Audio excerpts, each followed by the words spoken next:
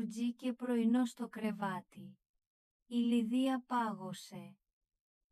Η λέξη παΐχησε στα αυτιά της σαν μελωδία αγγέλων.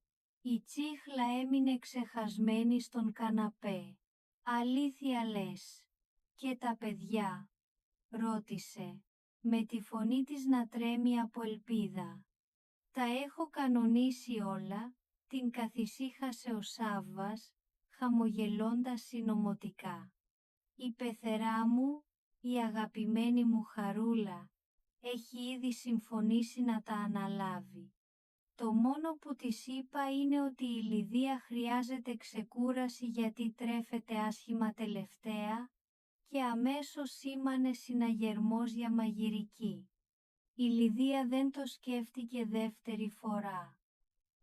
Πέταξε την πετσέτα και έτρεξε να φτιάξει βαλίτσες. «Σάβα, είσαι Θεός.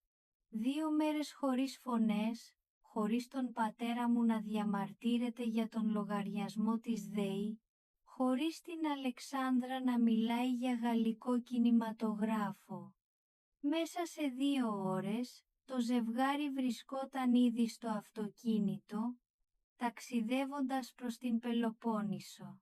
Ακούγοντας απαλή μουσική, ένιωθαν σαν να είχαν μόλις δραπετεύσει από φυλακή υψίστης ασφαλείας. Ο ουρανός ήταν καθαρός και το ναύπλιο τους περίμενε για να αναζωπυρώσουν τον έρωτά τους, μακριά από κάθε χαμπέικο ή τριανταφυλλικό δράμα. Ή τουλάχιστον, έτσι πίστευαν. Κεφάλαιο 26. Το σύνδρομο του μαγνήτη. Σάββατο βράδυ. Το ναύπλιο ήταν ντυμένο με τα καλύτερά του χρώματα. Τα στενά σοκάκια έσφιζαν από ζωή και το αεράκι έφερνε τη μυρωδιά του γιασεμίου και της ψητής τσιπούρας. Ο Σάββας και η Λιδία κάθονταν σε ένα μικρό, γραφικό ταβερνάκι ακριβώς μπροστά στη θάλασσα. Είχαν μόλις κάνει μασάζ με αιθέρια έλαια και φορούσαν τα καλά τους. Η Λιδία κρατούσε το χέρι του Σάββα πάνω στο τραπέζι, κοιτάζοντας τον με ένα βλέμμα γεμάτο έρωτα και γαλήνη, βλέμμα που ο Σάββας είχε να δει από τον μήνα του μέλιτος. «Επιτέλους, ησυχία», ψιθύρισε ο Σάββας, τσουγκρίζοντας το κρυστάλλινο ποτήρι με το λευκό κρασί. «Μόνο ο παφλασμός των κυμάτων». Και τότε συνέβη. Η μοίρα, που ως γνωστόν έχει πολύ κακό χιούμορ όσον αφορά τις ελληνικές οικογένειες, αποφάσισε να επέμβει. «Ω, παρέ πεθέρε, πιάσε το χταπόδι πριν μας το φάει ο γάτος». Μία βροντερή, αναγνωρίσιμη φωνή έσκησε τον αέρα, σκεπάζοντας τον ήχο των κυμάτων. Ο Σάββας πάγωσε. Η γουλιά του κρασίου σταμάτησε στον λαιμό του. Η Λιδία γούρλωσε τα μάτια, προσπαθώντας να πείσει τον εαυτό της ότι είχε παραισθήσεις λόγω των αιθέριων ελαίων.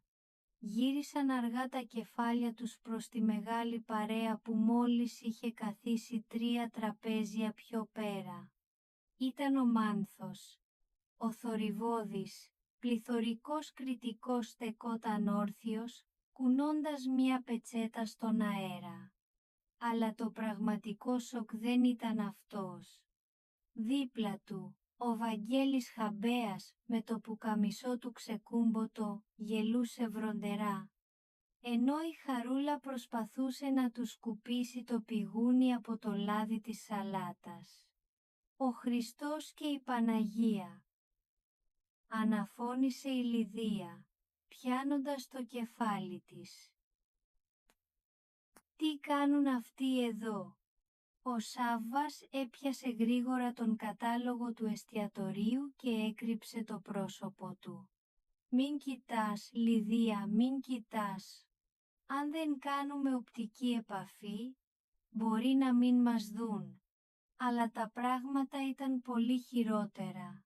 Από την άλλη πλευρά του ίδιου τραπεζιού, η Αλεξάνδρα Τριανταφύλου, με ένα τεράστιο ψάθινο καπέλο που τέριαζε περισσότερο στο Μονακό, προσπαθούσε να εξηγήσει στον σερβιτόρο ότι η σαλάτα δεν είχε αρκετό μπαλσάμικο. Δίπλα της, ο Μενέλαος απλώς υπέμενε τη μοίρα του. Πώς είχε γίνει αυτό το θαύμα καταστροφής? Ο Μάνθος, μετά την αποτυχία του χαρτοπαικτικού του σχεδίου, είχε αποφασίσει ότι η οικογένεια Τριανταφύλου χρειαζόταν καθαρό αέρα και ιόδιο και τους είχε πείσει, βασικά τους είχε σύρει για μια εκδρομή στον άπλιο πολιτιστικού ενδιαφέροντος. Την ίδια ακριβώς στιγμή, η Χαρούλα, νιώθοντας τύψεις που η Λιδία υπέφερε και δεν έτρωγε καλά, είχε πείσει τον Βαγγέλη να πάνε μέχρι την Αργολίδα για να φέρουν φρέσκα πορτοκάλια και ψάριγια, τα εγγόνια, και γιατί όχι, να κάνουν και μια βόλτα. Συμπτωματικά, ή μάλλον καρμικά, οι δύο οικογένειες συναντήθηκαν στο κεντρικό πάρκινγκ του ναυπλίου και αποφάσισαν να δείπνήσουν μαζί. «Σάββα», ψιθύρισε η Λιδία με φωνή που έτρεμε, «είναι σαν μαγνήτης ή σαν κατάρα. Είμαστε καταραμένοι». Κεφάλαιο γεδιακά έκτα. Το μεγάλο φινάλε, το χάος στο Νάπλιο. Η προσπάθεια του Σάββα να καμουφλαριστεί πίσω από τον κατάλογο κράτησε ακριβώς 3 λεπτά. Ο Βαγγέλης Χαμπέας, που είχε μάτι γερακιού όταν επρόκειτο να εντοπίσει κάποιον που προσπαθεί να αποφύγει το κέρασμα, διέκρινε τη σιλουέτα του γαμπρού του. Ρε γαμπρέ», φώναξε ο Βαγγέλης, σηκώνοντας το ποτήρι με το ούζο. «Σάββα, Λιδία, εσείς είστε». Όλο το τραπέζι γύρισε να κοιτάξει. Η Αλεξάνδρα σήκωσε τα γυαλιά ηλίου της, παρόλο που ήταν νύχτα, για να δει καλύτερα. Ο Μάνθος έβγαλε μια ιαχή χαράς που τρόμαξε μερικούς γλάρους στην προκυμαία. «Τα κοπέλια, ελάτε επαέ». Η Λιδία άφησε τον κατάλογο να πέσει στο τραπέζι. Κοίταξε τον Σάββα. Για μια στιγμή σκέφτηκε να βάλει τα κλάματα. Το ρομαντικό της διήμερο είχε μόλις μετατραπεί σε οικογενειακή επιθεώρηση. Όμως κοιτώντας τους γονείς της, τα πεθερικά της και τον θορυβόδη κριτικό να τους κάνουν νοήματα με απέραντη, αν και ενοχλητική, αγάπη, κάτι άλλαξε μέσα της. Αντί να θυμώσει, αντί να αρχίσει να φωνάζει, η Λιδία άρχισε να γελάει. Ένα γέλιο βαθύ, αυθεντικό που την έκανε να δακρύσει. Ο Σάββας την κοίταξε ανήσυχος. «Λιδία, αγάπη μου, έπαθες σοκ, να ζητήσω νερό?» «Όχι, Σάββα», είπε εκείνη, σκουπίζοντας τα μάτια της. «Απλώς κατάλαβα ότι δεν μπορούμε να ξεφύγουμε. Είμαστε ο ένας η σκιά του άλλου. Αυτή η τρελή είναι η ζωή μας». Σηκώθηκε, έπιασε το χέρι του ηττημένου Σάββα και μαζί περπάτησαν προς το μεγάλο τραπέζι. Μέσα σε δευτερόλεπτα, ο σερβιτόρος είχε ενώσει τα τραπέζια. Η Χαρούλα άρχισε αμέσως να ανακρίνει τη Λιδία για το αν το ξενοδοχείο τους έχει καθαρά, σεντόνια.